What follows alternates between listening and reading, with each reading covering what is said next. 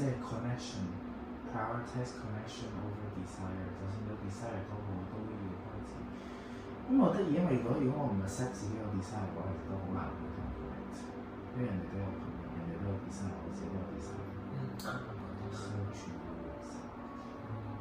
唔容易啊！accept 自己有 desire 啦，accept 可能有啲時候個 desire 未必能夠宣泄到啦。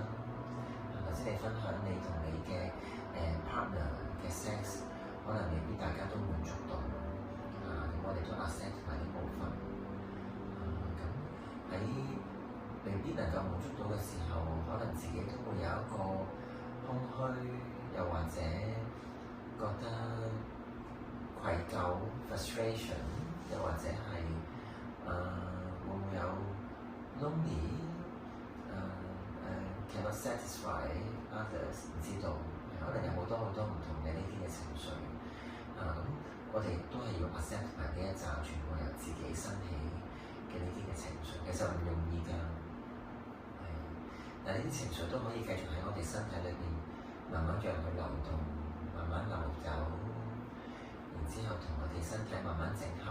好似你啱啱嚟到講話，過去你嘅經驗都係你嘅人生嘅一部分，都係你哋嘅，呢啲全部嘅 energy 都係屬於你。